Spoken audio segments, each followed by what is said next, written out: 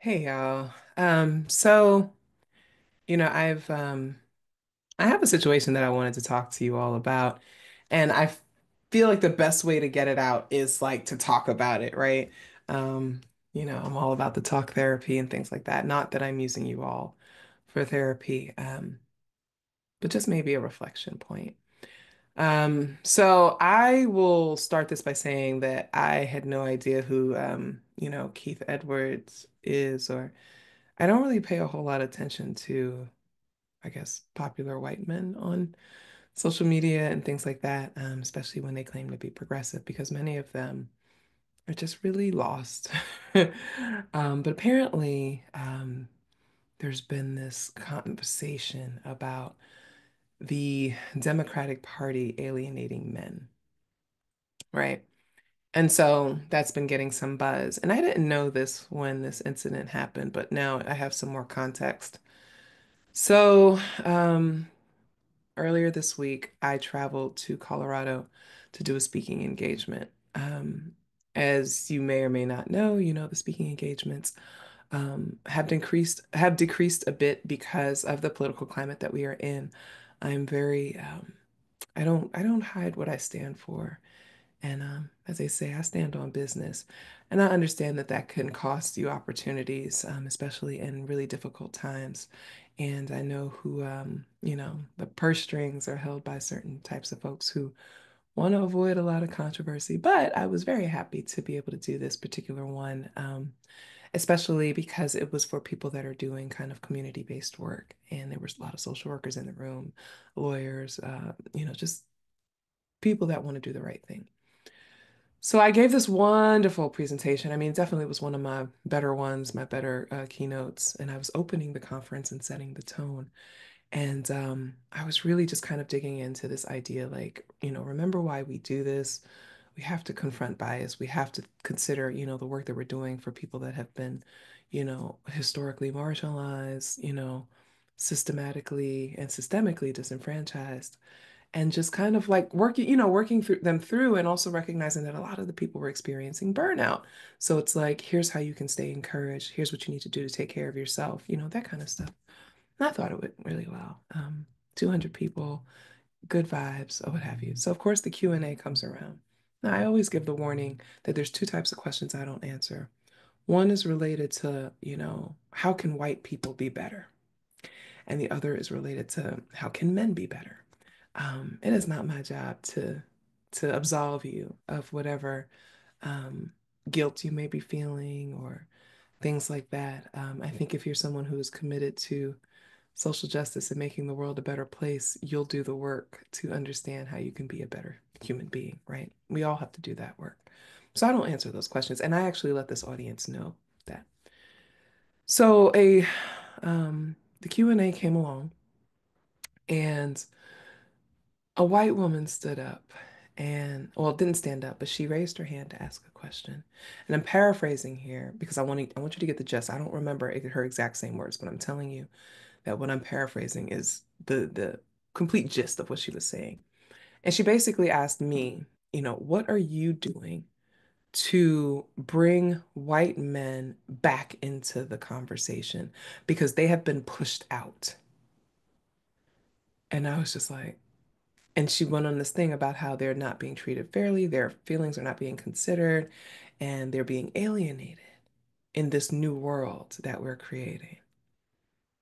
And I just kind of, so I had my head down because I am very emotionally expressive. I do not have a poker face. I could never like, my face will always betray exactly what I'm thinking. So I know when to put my head down. I know when to turn to the side. I know when to kind of do like this. I know how to manage it because I can't manage this, right? So I kind of put my head down and I was like, okay, okay, I'm listening.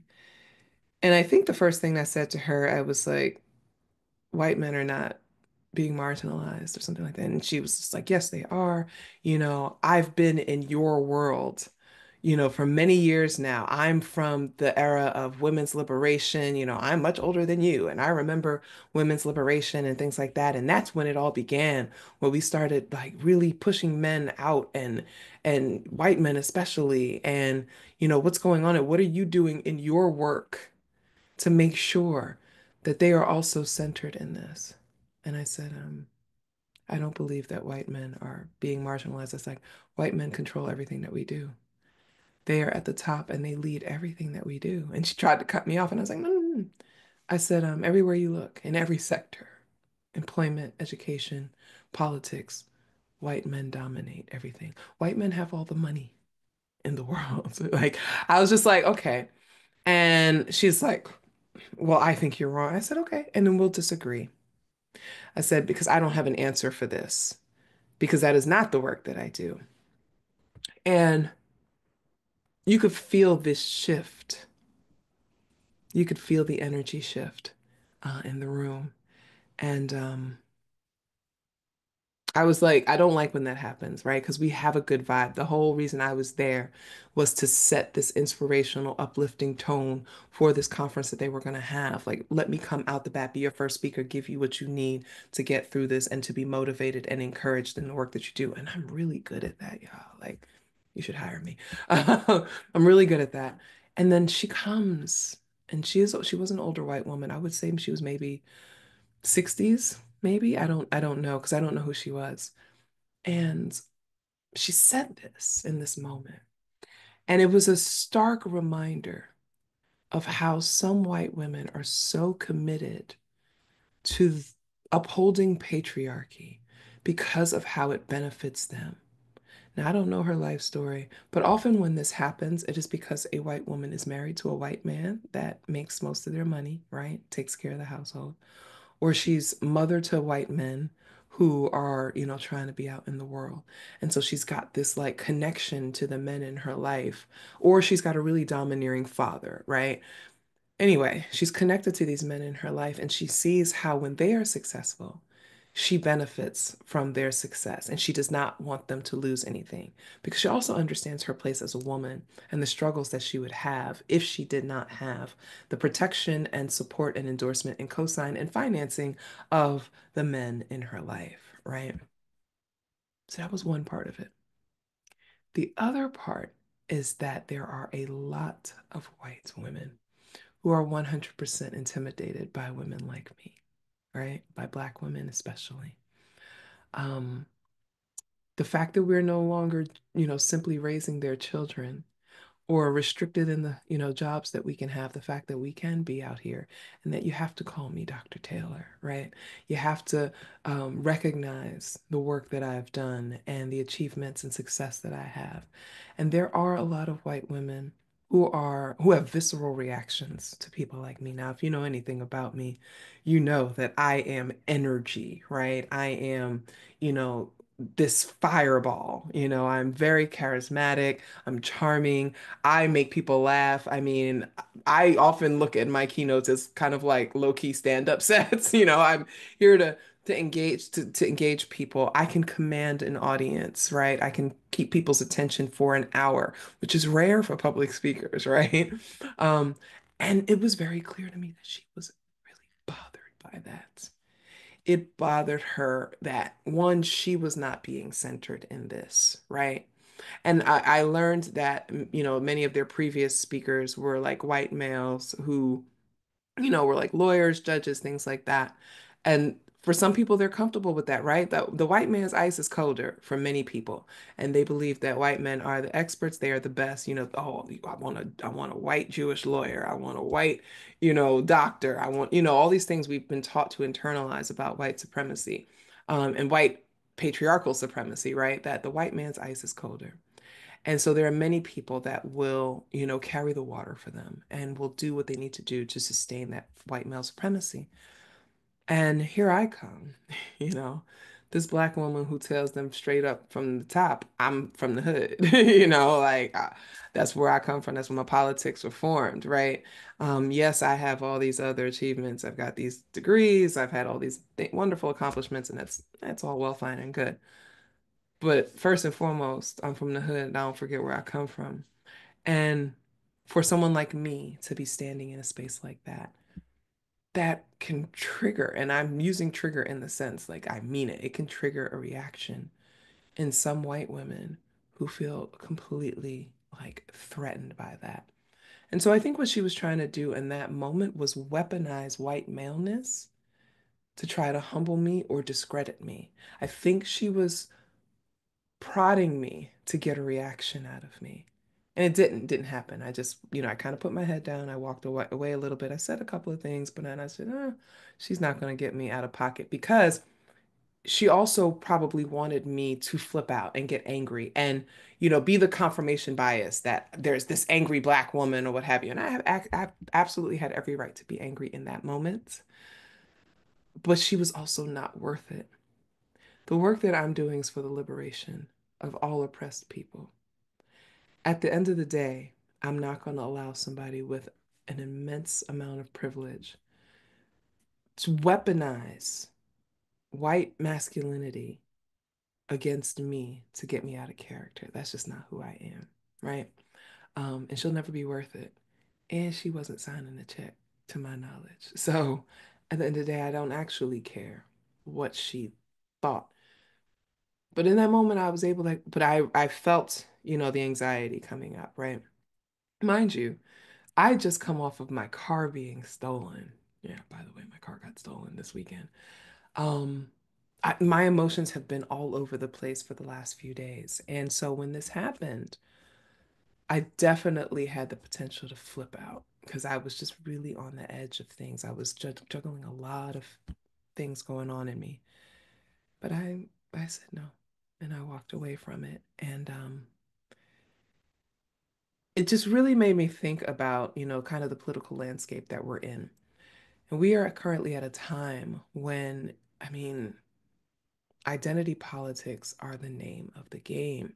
And, with this election going and all that kind of stuff, a lot of people are feeling like, some personal identification with this, right? And so, like, what are these candidates going to do for me? How will they affect my life? That's all I really care about, forget everybody else. And then there's some of us who are just like, we can't do that. Like, we believe in community. We believe in the global south and the larger community of the world. We believe in no, in the idea that no one should be oppressed and no one is free until we're all free. And we have a more community-based mindset. And that's a lot of clashing that's happening, right? Um, but less than 2 weeks before an election where a totally incompetent, stupid, worthless, useless white man is up against an incredibly smart, strategic, I'd say even cunning, biracial black and Indian woman. We get conversations now about white men feeling alienated by the Democratic Party. When truthfully, and this is the shit that pisses me off, is that there isn't a whole lot of conversation about gender or race happening because we have a candidate who, although she is a woman and although she is Black and Indian, does not actually talk about these things because she knows it'll alienate the people on the right that she's trying to court. I wish she would say more outside of abortion and wombs, right? Because that feeds into the capitalist exploitation of labor, right? I wish she would say more. I wish she would just be like, as a black woman, this is what I think. And she won't do it. And it's disappointing, but it is what it is. Um, this political landscape is so wretched that we've gotten to a point where white men are complaining about being marginalized. White men are complaining about being marginalized. And they have patriarchal patties who will carry this burden for them because they are the primary beneficiaries outside of white men of white male supremacy. And so it took me a while to process this. The more I thought about it, the more infuriated I became. And I was just like, at my big age, I still gotta deal with this shit. As much as I go out of my way to avoid being in the company of white women like her, I know that in the work that I do, I will have to encounter them and I will have to continue to deal with these kinds of attacks.